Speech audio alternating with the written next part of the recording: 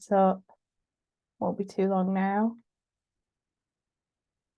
We'll just give it a couple of seconds, let a few people join who might be stuck, and then we'll get started.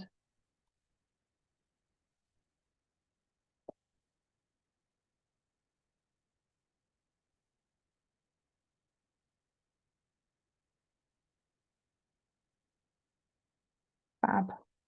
Well, I'll get us started. Welcome to today's webinar. I'm Danielle. I'm from Governors for Schools.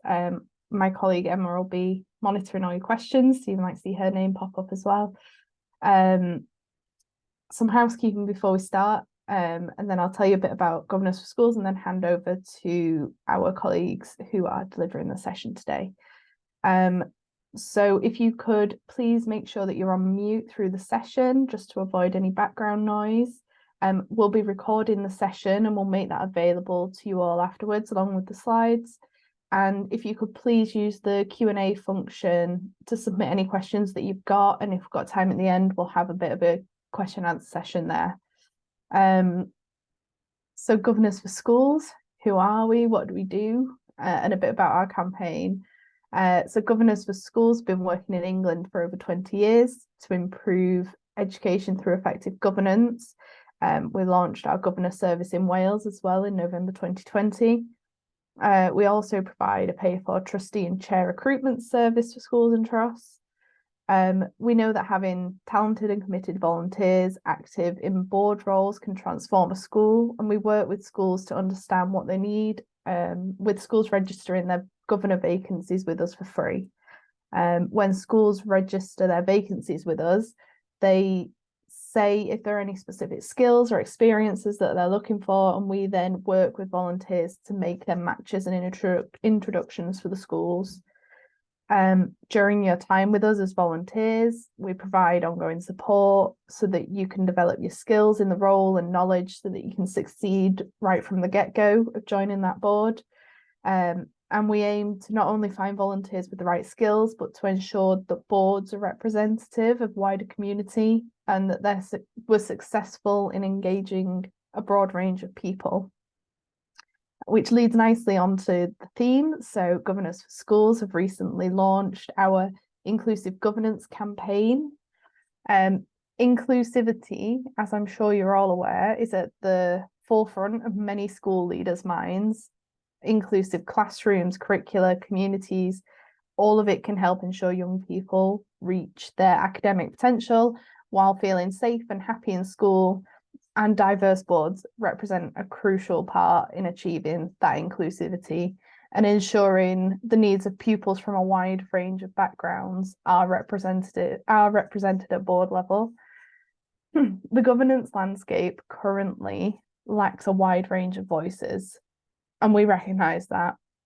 In response to these issues, Governors for Schools has launched a year-long inclusive governance campaign, which started just at the end of last month to coincide with National Inclusion Week. So that was the 25th of September that week. And Governors and our conference at the end, which helped enhance engagement and support on the topic. We're focusing on a different theme each term for the campaign, releasing a range of resources to enrich our recruitment efforts and learning resources. We'd really welcome you to have a look in on our campaign and get involved where you can to help promote inclusive governance across the board. And with that in mind, it links perfectly. I will hand over to Chloe and Kevin from Causeway Education and the Sutton Trust, who will be delivering today's session on how governors can support social mobility. Thank you very much.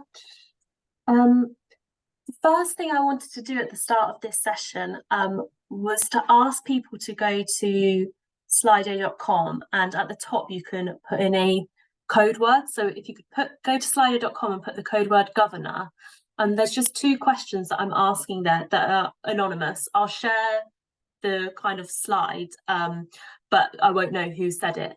The questions are just asking you kind of what your motivations are for exploring this role of a governor and how confident you feel about the role of a governor and improving outcomes for students in a school. So just 2 questions. It just helps me to understand why people are here today and helps to kind of frame the session as well. So I'll give people just a minute or so to head to slido.com, and if you could just put in the word governor, you'll get those 2 questions pop up. So your response will be anonymous, but I will share my screen to see those. So I'll just give you a minute to do that.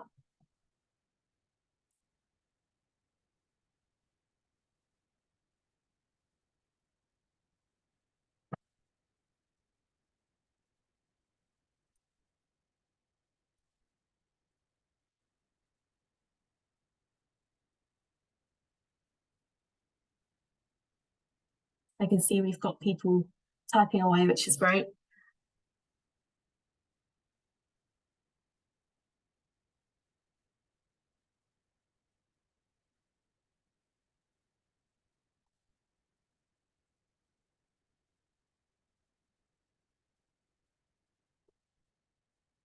If I share my screen here, I can see some people putting in some of their responses. So wanting to better my community, help the community and add values to the youth, understand more about what is involved and how I could use my experience to support a local school. I work for a board of education and we're always keen to learn more about attracting new people into governance and supporting. Okay, so we're coming from a bit of a different angle there as well. Yeah, so get involved in local community and develop professional skills. Great, thank you for that. And the second question was kind of asking how confident you are in the role of a governor in improving outcomes for students in a school. So we've got quite a broad range of responses there from 4 through to 9. So that's just useful for me to kind of see where people have come from, what your previous knowledge is. Some of you will have maybe more knowledge in this role than others, so apologies if for some people it feels like I'm repeating myself. For some it might feel like a lot of information, but trying to balance kind of the target group, and we'll leave any contact details at the end so you could ask further questions after today or within the chat as well. But hopefully there'll be things in here that will be of use to you. So I'm most interested in social mobility element and how I can encourage more colleagues to become governors and join our network. Great. So I will pause on that and just get back to my slides. That'll be the last time it should jump around so much. So in terms of a bit of an overview for today for the next kind of 50 minutes then, we're going to look at the why here. So in terms of social mobility, social justice, kind of why you might be interested in being a governor, why governance is a really important role and how it sits within the wider landscape of social mobility, schools, education, students kind of post-18 destinations. We'll look at the role of the governors within that. And we're going to sit all of this within post-18 options and destinations and explore a governor's role with that. The reason why we're doing that is I'm from an organisation called Causeway Education. So we are a educational charity that support young people in making, in kind of exploring, making applications and transitioning to university, apprenticeships, whatever it might be. So we focus a lot on 16 to 18-year-olds and post-18 destinations. We do a bit of work with university students and a bit with the younger age group, but that's really where our expertise lie, which is why we're kind of framing the session in this today as well. I'll hand over to Kevin just to introduce himself too.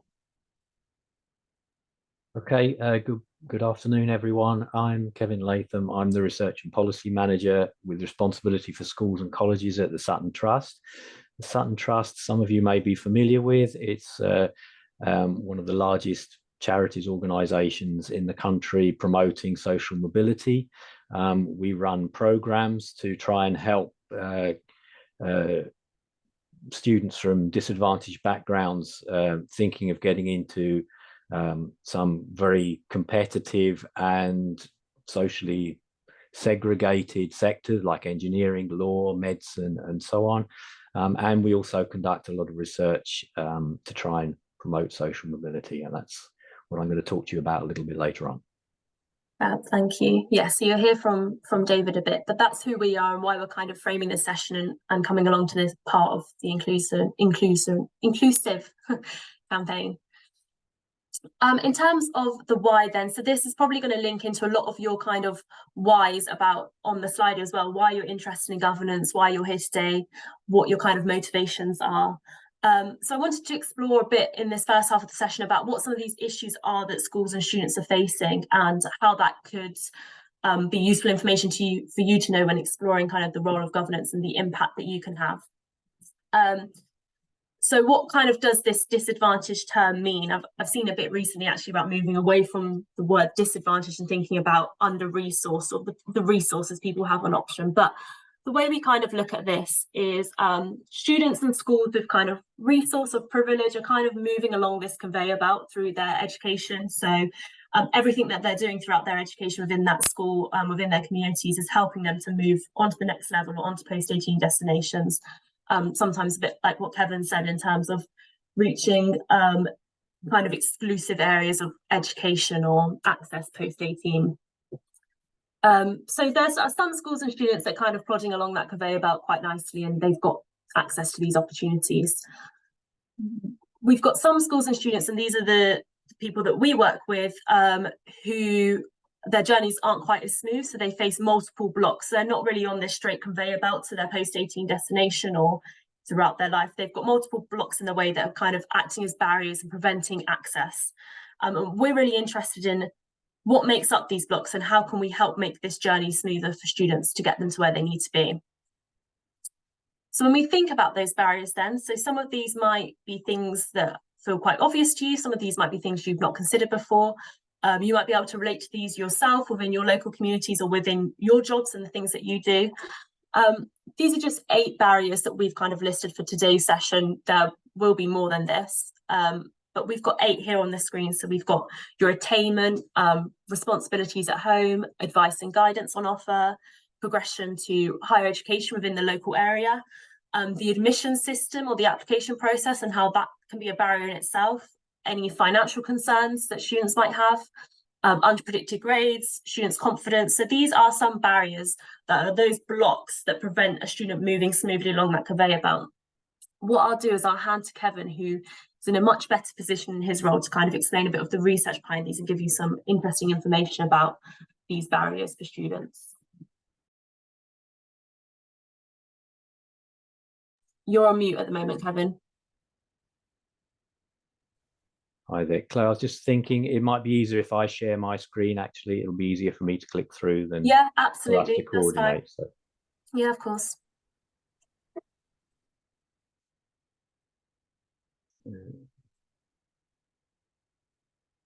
Okay, so hopefully you can all see a screen that looks very similar to Chloe's. Okay, I'm not going to go through all of these, each of these elements, but I'm going to try and get through several of them and provide you with some data and research that helps explain why these are the barriers that Chloe was talking about. So if we talk about attainment to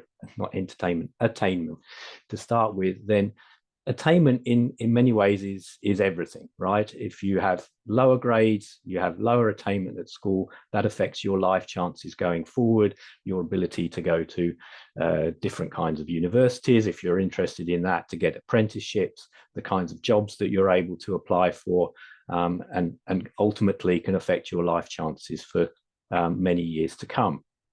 So we at the Sutton Trust have done some research recently. This is a few years ago, looking at attainment in schools and how it affects students at different points in their school career. So in this research, we found that disadvantaged high attainers, that means the bright kids at primary school, are 3 times less likely, if they come from a disadvantaged background, to be in the top 10% at the end of KS2. So if they were in the top 10% at the beginning of primary school, just from being coming from a disadvantaged background, they're 3 times less likely to be in the top 10% at the end of KS2, Key Stage 2. So even those, however, who then do achieve at primary school are going to, in many cases, drop back further through their secondary school education. So we find that only 52% of disadvantaged high attainers, so we're talking about the bright kids here, will achieve 5 A star to A GCSE grades, whereas for the other high attainers, that's going to be 72%. So 52% compared to 72% is a big difference. In a more recent piece of research that we've done, this is from our Causeway study, which is a COVID social mobility opportunities study. It's a large national longitudinal study we're running with UCL. And in there, we've also recently confirmed these findings in many ways and found that disadvantaged high attainers are likely to, on average, to get 3/4 of a grade per subject less than the other high attainers. And if you compare the most disadvantaged to the least disadvantaged, i.e. the most affluent students, then you're talking about a full grade difference between different high attainers. Okay, so why does this happen? Okay, one of the reasons that Chloe mentioned, responsibilities at home. Here it's useful to look at some other more specialist research that's come from some other organizations, and I'll bring some of our Cosmo research in a moment. Okay, but the Children's Society found a few years ago that young carers have significantly lower educational attainment at GCSE level. It's a similar kind of difference to the one I was talking about just now, the difference between getting 9 Cs and 9 Ds. So young carers have extra barriers put in front of them, to use the metaphor that Chloe was using earlier. Okay, so 42% of young carers in a recent report by the Carers Trust, found that they were always or usually stressed. Okay, so responsibilities at home, being a carer, the weight of trying to balance that with doing your schoolwork is likely to be very stressful, as we can understand. 42% found that they were at least usually or always stressed. Okay, 27% of young carers found that they struggled to balance their schoolwork with their caring responsibilities. And in our Cosmo research, again, we found that 16% of the disadvantaged high attainers were a young carer. This compares to 5% in that broader population of high attainers. So they're much more likely to have caring responsibilities as well. But this is not just about what's going on outside the school in their families, which we might sympathize with, but might think, what's that got to do with being a school governor? Okay, so in the same Carers Trust research, 52% of young carers said that they didn't often or they never got help from college in balancing those responsibilities. 34% said that they thought that colleges or schools usually understood them. Okay, that's 34%. That means that 2/3 of young carers are daily in an environment where they don't feel that they're understood for their situation.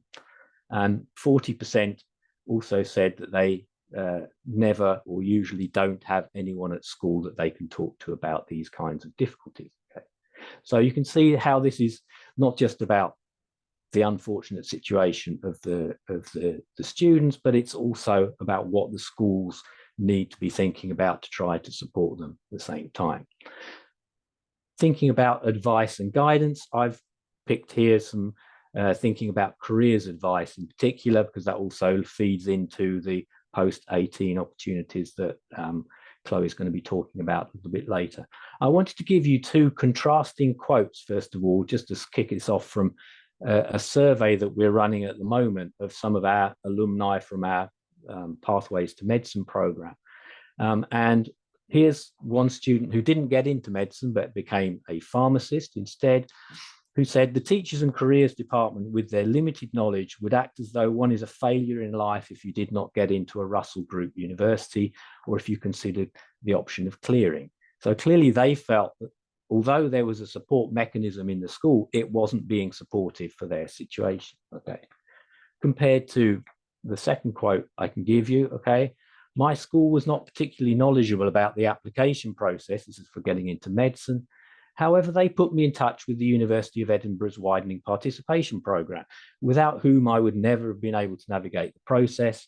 They were instrumental in fueling my enthusiasm and so on and so forth. This was someone who did go on to become a qualified doctor. And you can see the contrast between these two students' experiences of careers advice in their schools. Okay. And this is supported also by further evidence from research that we've done. A report we did last year on careers guidance in schools found that overall, careers advice is very strong in schools. Okay, it's commonplace in the sense that 95% of school leaders said that they had an allocated careers leader in the school. 85% of schools said that they offered sessions to all their students with careers advisors. 84% said they offered careers fairs or events in the school. Those are really high levels. Yes, there's room for a little bit more improvement, but that's high levels of support, you would think. Okay, sorry. Let's go back actually. Okay, but at the same time, in the same research, we found that the support within the schools, across those schools, is still going to vary quite considerably. Less than half, 48% of schools were part of a careers and enterprise company hub, which is a hub set up with government support to try to bring employers, schools, apprenticeship providers, and so on together to try to help support students get into their right careers. Only half of schools were in secondary schools, state secondary schools were one of those. Okay. And similarly, 90% of school leaders said that they knew what the Gatsby benchmark criteria are for careers guidance. Those are standards that are widely accepted across the sector for measuring how well you're doing on careers advice. So 90% of school leaders said they knew what they are. Only 40% of the classroom teachers knew what they were. So there's a gap between the school leadership and what's actually happening in the classroom. And there's other evidence that supports this suggestion that the ambitions of the school are not necessarily always filtering down or taking some time to filter down into the classroom level. So this is about processes, implementation, and thinking about how these things will then subsequently affect students in the future. Okay, this of course affects confidence. Okay, in the same piece of research, we found that 36% of secondary school pupils don't feel confident about their next steps in education and training. Okay, in state schools, that's 39%, so nearly 40%, and in private schools, it was 29%. We also find that there's a big gap in resources available between state and private schools, that teachers in state schools were 32% of teachers in state schools said they didn't think there was enough funding. This compared to only 6% in private schools. 51% of teachers in state schools also said they didn't have enough time to do careers guidance properly, compared to 34% in private schools. And the comparison with private schools isn't necessarily the be all and end all of that. It's also pointing out where some of the problems lie in getting that advice over to students. And finally, the last of these that I want to look at is a really complex area, which I'm going to simplify a little bit, the admission system and application process, which obviously varies across the country in different places. But in research that we've done on this, and we're conducting some more research on this at the moment, we find that the rates of disadvantage in the highest performing schools, again, thinking about comprehensives here, about secondary, state secondary schools, that the highest performing schools are likely to have about half of the average for disadvantaged students across schools nationwide. Okay, so that means that the most high performing schools have fewer disadvantaged students, and they're not reflecting the communities that are on their doorsteps. So the levels of free school meals students in a school in the high performing schools is going to be much lower than it is very often in the catchment area from which they take their students. Okay, that in itself is slightly concerning, and it shows the impact that admissions procedures can have on income. But we also found, and this is perhaps even slightly more concerning, especially from a governor's point of view, 71% of teachers in those most socially selective schools felt that they had no problem with their intake. So the vast majority of teachers thought they didn't really have an issue there. 74% thought that they had a higher level of disadvantage in their school to their local area, even though the data suggested the opposite. Okay, so that shows that it's about teachers' understanding, it's about understanding of what the issues are, and this is why the Sutton Trust is currently launching a campaign to try to help schools understand what the issues are and why they can, how they can potentially change. Okay, so that kind of is a good point for handing back to Chloe, I think, to think about what the role of governors is in schools. I'll stop sharing. Thank you.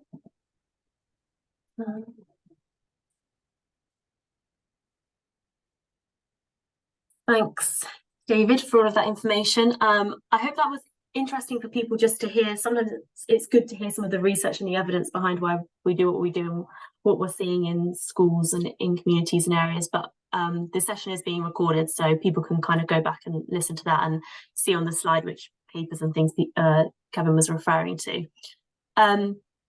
So we know now that the barriers exist. We've kind of heard from Kevin the consequences of these barriers and why we think it's important to kind of break down these and offer equal access to everybody. That brings us kind of nicely onto social mobility and social justice, which I think is good because it's sounded like a lot of the reasons on the slide are why people were here today, either to play a role in this for themselves within their local community, pass on their knowledge, speak to young people, but also some people who are here today are looking to how they could recruit governors or the types of people that should be governors. So that's why this is useful. So we're kind of operating in a sector which is focused on helping young people overcome these odds and achieve their ambitions, despite that system that seems kind of stacked against them. So those kind of blocks on the conveyor belt. So we operate in a kind of area where we identify some young people that need this support. So maybe some of those that we heard of from Kevin's previous slide in the research. We try and provide the right kind of guidance and support that they need, and then they can help to reach the destinations that they're hoping to go to. And that's kind of how we want to operate. And this has led for countless kind of success stories, I suppose, on this social mobility or seeing this kind of play out, which is great because on one hand, it kind of provides great role models and shows a next cohort who can be part of something where these kind of less advantaged students might access these exclusive areas, kind of trailblazing, I should suppose, and opening up from the inside. On the other hand, sometimes it can kind of be used as evidence that the current system maybe works. It kind of can justify status quo of what's happening. So social mobility is part of this, but actually the bigger picture here is also social justice, which is, I think, kind of social mobility a bit better linked up. So some individuals can achieve social mobility within a wider system, but it's still perpetuating inequality. So social justice is about kind of reframing a whole system in a way that allows everybody to succeed. I know for us as an organisation, that's something that we're interested in looking into more, but it's a big task that goes beyond kind of what we're talking about today, I suppose, with your role as governors and introducing you into the role. And it doesn't require kind of ripping up everything that we've done to achieve social justice, but I thought it would just be interesting to put that context of kind of social mobility and social justice, and hopefully kind of reiterate some feels with you more of a reason as well as to why you're here today and your motivations for exploring the role of the governor or the types of governors that you're hoping to recruit. So how is this all linked to a role of the governor then? Because I could appreciate this might seem a bit random at first. You're here today because you're at least interested in slightly exploring the role of the governor. We saw that on the slide at the start. I'm going to infer from some of the things that you said that you're motivated by a desire to kind of support social mobility. You're looking perhaps to reduce barriers for pupils and give equal opportunities. Some people mention that they want to bring their own sector knowledge or their own networks into a school and they feel like they can add that value, which is great. And hopefully also bringing some diversity to the role of governors and showing students why this is important. And we heard a bit about this from Governors for Schools at the start in terms of their inclusive campaign. So the whole point of today's session and also this wider campaign is kind of to show that governing is not just for certain types of people or certain professions. So the greater the diversity of the governors, with people who are motivated by those things we've listed in those bullet points, the greater the impact it's going to have on students and schools in the local areas. So hopefully by hearing some of that research and getting a bit of knowledge about the barriers in place and why this is all really important, you can bring that forward with you, combined with your kind of motivation to help, and that knowledge and motivation could make you a really great person to fulfill the role of a governor. So I wanted to look at this in an example. So like I said, the example we're going to use is of post-18 destinations, just as that is where we kind of sit within all of this. There's lots of things you'll be doing as a governor, but we're going to use this as one example. Again, linked to that, I appreciate that some of this might be information that people might have different levels of knowledge on or might already know. So I'm going to whip through this quite quickly, but you'll be able to kind of research more of these afterwards. You probably all have some understanding of this, but I wanted to make sure everyone knew what I was talking about when I said post-18 destinations and the different options before I kind of moved on. So we're talking about students who are at sixth form or college, and then what they are able to do when they leave that school or college. So we've broken it up here into 3 categories. It's not quite as easy as that sometimes to break it up. There's sometimes some overlap. So apprenticeships can be degree apprenticeships, that comes under higher education. So there are some overlaps here, but this is how we're kind of breaking it up for ease today. So in terms of the world of university, this might be one that people feel like they have a lot of knowledge on or they've heard the most about. So just to recap, university is learning at that advanced level with more independent study for students. Universities are normally dedicated to higher education and research. They can vary in size. They can be campus-based, city-based. Some are known for being strong in certain subjects or particularly growing in certain research areas. A key thing here, I think this came off some Sutton Trust research or Sutton Trust website anyway, was that higher education is a key driver of social mobility. So young people from less well-off backgrounds who attend university are more likely to become socially mobile into higher income brackets. So again, linking into this social mobility element, and important for schools and students and potentially your role of governors to kind of know this context and information. Just quickly, you might know this if you've got young people or children in your lives going through this process, or you've done this yourself, but the application process for university does vary between institutions and courses that you're applying for in terms of additional admission processes, but it's loosely kind of laid out like this. So students at the moment that we work with are kind of deep in the phase of writing their personal statements. A lot of them might have already submitted for early deadlines for Oxford, Cambridge and certain courses, and they'll go through a process of receiving offers, firming offers. They've probably done open days, they might do offer holder days, all leading up to kind of results day and that transition to university. So that's what the process is going to look like for year 13s at school. And working with schools and students, this is quite consuming at the moment in terms of that a lot of students' kind of worries and priorities at the moment is going through this process. There's also higher apprenticeships as an option. Apprenticeships are working whilst you study, so the hours amount to a full-time job. They vary between employers. The employers are kind of funding the apprenticeship, so the application process will vary between employers. The sectors, different sectors kind of use different apprenticeships to different levels. The time that you're on the apprenticeship will vary depending on the level that you're completing. Apprenticeships can be a great route, but I think they are harder to come by, I suppose. Young people are lacking in representation at higher degree level apprenticeships, but they can be the right option for some students as well. And again, an apprenticeship timeline loosely on the screen here, but kind of hard to pin down because they might vary between all of them. But students will probably have to be prepared to go through an application process that might be a written application, CVs, interviews, assessment centres, things like that. I've got kind of this category of world of work, which is quite broad, but we've got these other areas here. So entry-level roles, which is something we're still trying to understand in terms of what does that term actually mean. But for students who want to enter work after finishing sixth form and college, there's no one clear pathway for this. So it depends on interest, sector, the organisations they're applying for.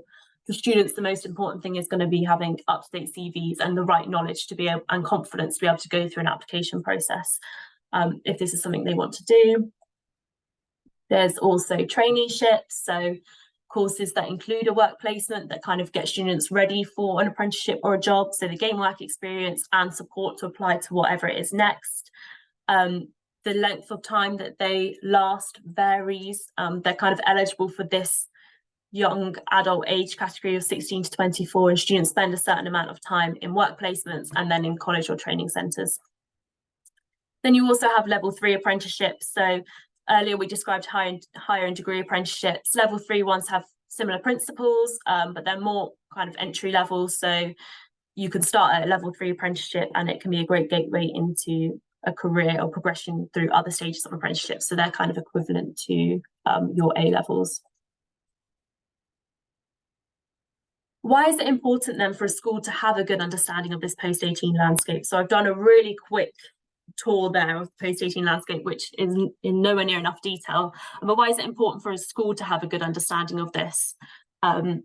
Well, knowing about the post-18 landscape is a key driver for social mobility, as we've kind of spoken about through the research. Higher education is a key driver, social mobility, and schools are in a really critical position to change the future of the young people that they support with what they can do in this gap to support what they're doing for their post-18 options. There's kind of increased competition, so the number of young people aged 18 is rising and will peak in 2030. The resources will probably rise with that, but there is increased competition into accessing some routes, and some routes are more competitive than others. So if a school has a really good understanding of those routes in the landscape, they can support the students the best way possible to access those. The impact of career education, so this can translate into kind of having deeper knowledge of the labour market and turning that into solid next steps.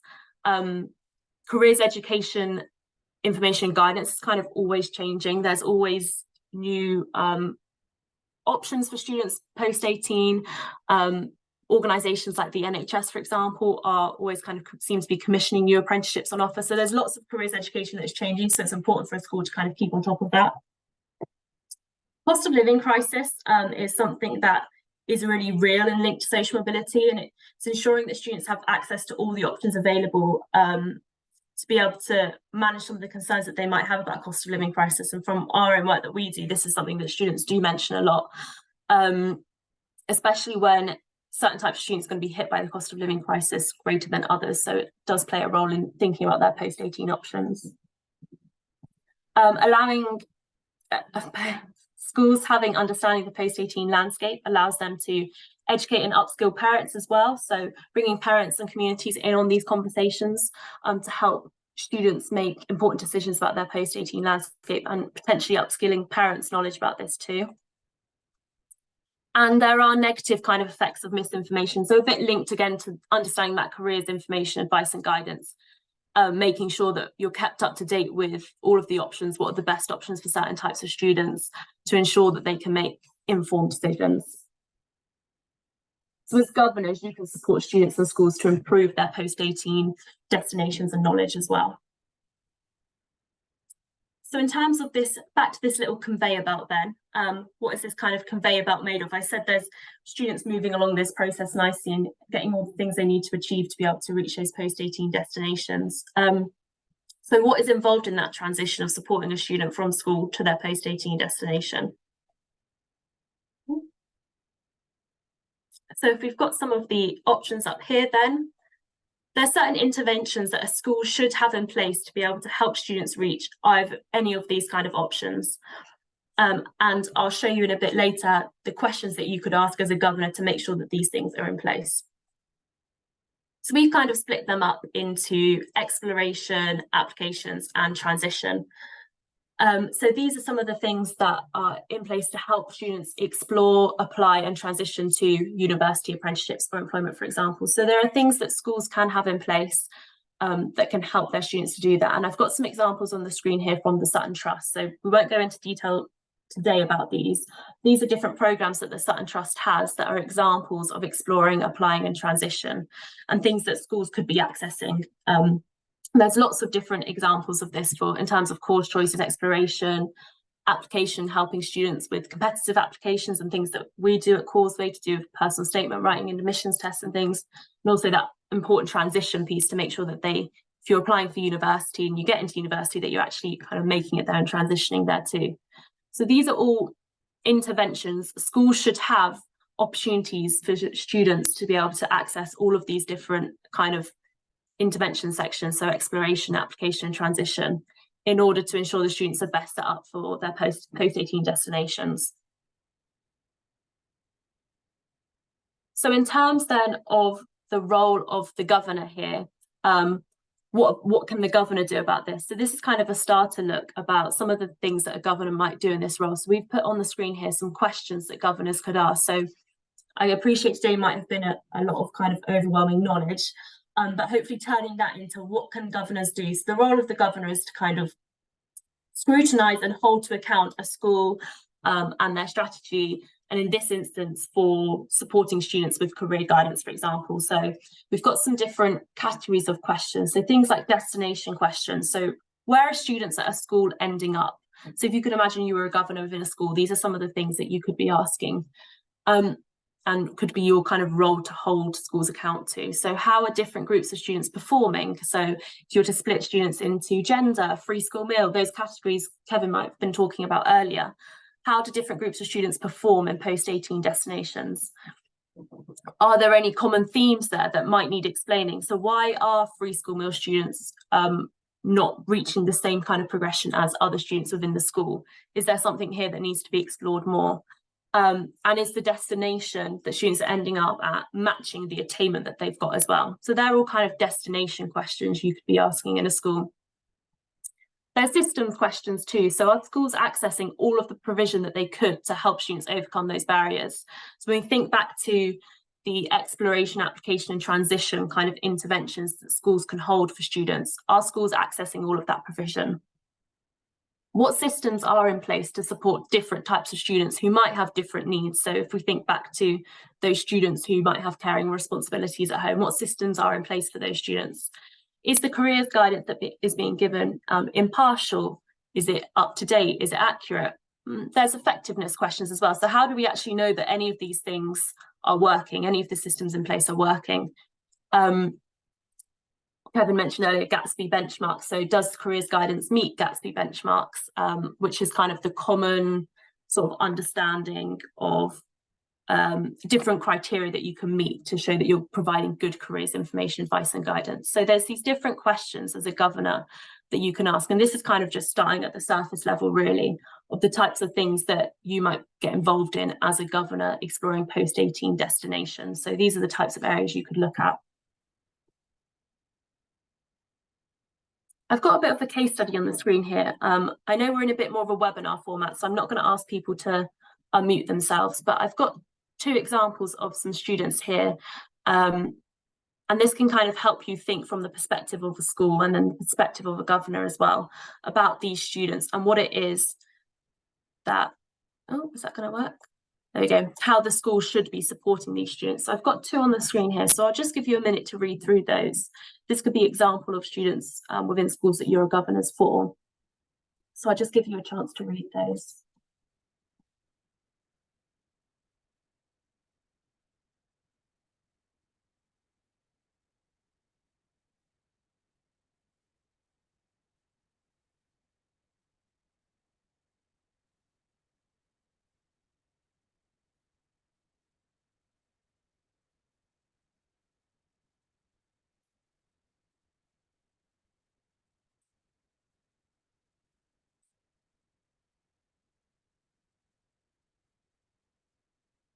So here we've got two types of students. They're studying different things, different types of qualifications. in year 12 and 13. And they've kind of got different destinations of where they want to go. So this is an example of the types of students that might be sitting within a school. Also types of things to keep in mind. So we've got here Anita's college not knowing a lot about the apprenticeship pathway and doesn't recommend it often to students. So this could be part of kind of a systems questions for governors. So is the school accessing all of the provisional offer to help students? Is careers guidance impartial?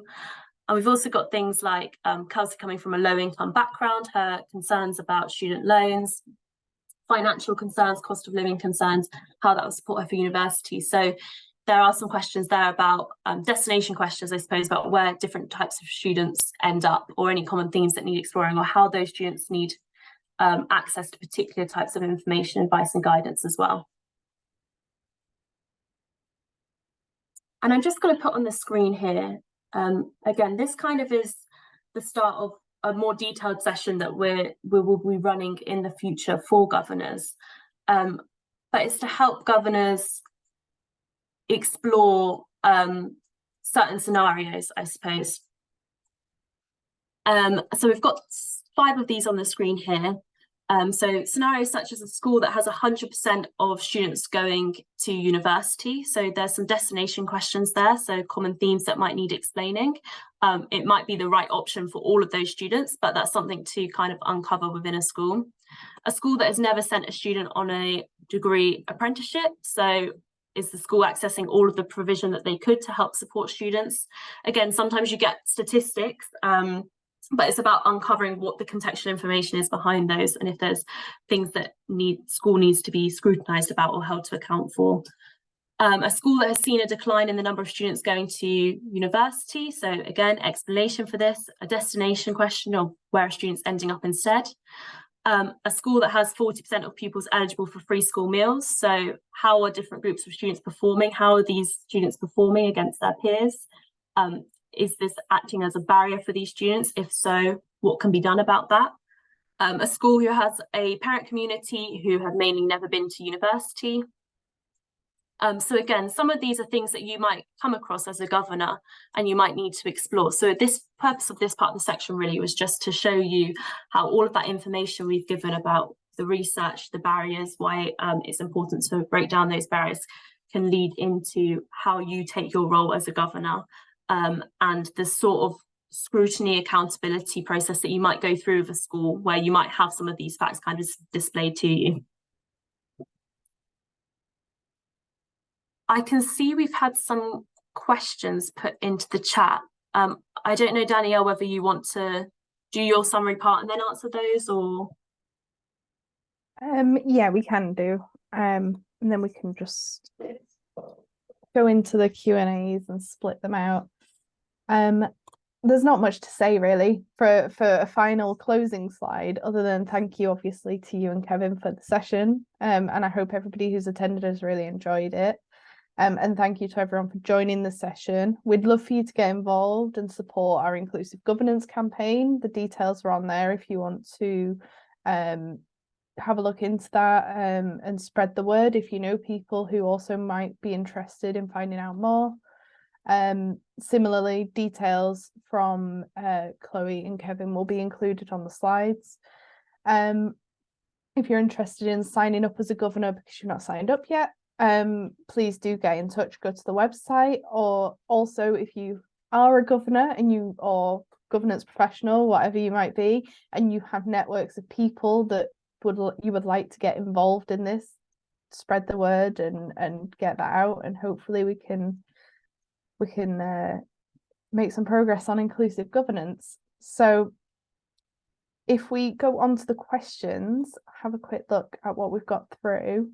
One for Chloe and Kevin. Somebody's asked, do you have other case studies? I think we're referring to the student case study. Any other case studies that you could maybe share with people with recommendations of what schools should be doing? It'd be helpful for governors, for CPD, to know if they're hearing the right things from school leaders and trust leaders.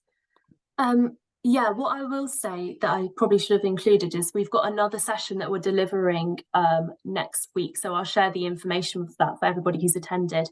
And that's going to be delivered by the CEO of our organisation and also someone who works at our organisation who's a teacher but also a governor. And that's going to be aimed specifically at people who want a bit more information from the governor side of things. So whilst this was for people who are maybe exploring it, that's going to go into detail about kind of examples, case studies, and a bit of that CPD for governors, I suppose, about asking the right questions, school improvement plans that you could kind of digest and scrutinise. So I will share details. It might be best place to be able to share the details of that, because that would be a good session to attend if you're looking for other case studies and governor kind of CPD, because that will be coming in that session. Thank you. I think I've got another question here which might be best suited to Kevin around the recent announcements from the Prime Minister about changes to policy and what that might mean for disadvantaged pupils, and how can governors help ensure that pupils aren't disadvantaged as a result of changes to policy? Okay, yeah, that's a good question. I presume this is referring to the suggested 10-year plan to expand sixth form education to more subjects and more teaching and so on. First thing I would say is that there's certainly some positive thinking going in there. For one thing, it's intended to increase the number of hours of teaching in schools, and research has shown that disadvantaged students are more likely to benefit from having more teaching in schools, because they may not have the resources or environment that is so conducive to home learning. For instance, you know, if you live in a crowded, cold home that's noisy and not very comfortable, you may not find it easy to study at home independently, whereas if you come from a middle class background, you may find it much easier. So the idea of having more teaching in schools is certainly a positive thing, I think. There are several things to look out for, and this maybe comes also to the governor's part, is that a key issue here is going to be resources, because this is going to require extra resources. So are those resources going to be properly provided? Those other questions that Chloe was pointing to about how you deal, you know, what's the proportion of free school meal students in your school, etc., etc. All of those questions will be even more applicable when it comes to thinking about the resources for this expansion. But also, it will also be a matter of thinking about things like teacher retention, for instance, which is a big issue at the moment. It's also found that very often students from disadvantaged backgrounds or in areas of high social disadvantage and low incomes are in schools that have the lower retention rates for students. The more it makes sense, right? A good teacher is going to find it more rewarding and more comfortable as a lifestyle to teach in a non-disruptive, high-performing school where you get lots of students coming out with high grades. It makes you feel good as a teacher. But very often the situation in other schools isn't so conducive. So teacher retention, for instance, will be a really important issue to make sure this works, so that the students get that support. And that is even more so with STEM subjects, of course, and maths being part of this key expansion that Rishi Sunak is looking to promote. A really important issue is there going to be the support? Are there going to be the teachers to support it? Thank you, Kevin. We've got two more questions. One more quick follow-up one for you, Kevin.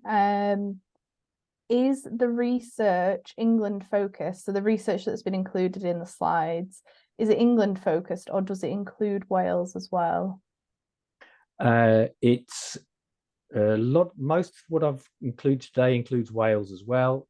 We do, depending on what the subject, because you've got, okay, in all of this, I was going to say this also in relation to the first question about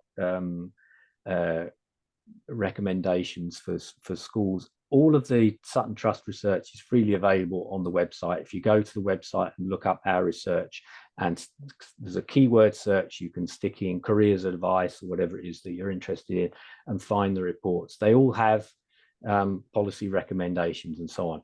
They also make it clear as to whether they are about Wales, Scotland, and England, or just one of those countries. Some of them are just England related.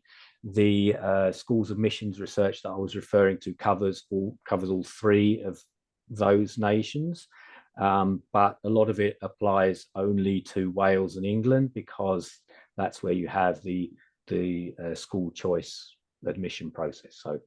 So it's a complex question to answer. It depends on the particular piece of research we're looking at, but it's all there in the reports on the website. Thank you. And then final question that we've had through is around, do you have any suggestions of ways to effectively build pupil voice into the scrutiny that the board carries out? And I think if my colleagues are happy, I'll talk to this. My background is as a governance professional, so I would recommend that all boards should have a pupil voice, staff voice, and parent voice surveys that they do each year at least. And I don't think it's uncommon for it to build as part of your annual plan. So at a particular point in the year, your survey goes out to all the different parties, and then the board then review that and build it into their strategy for the year and the discussions that they're having at board level.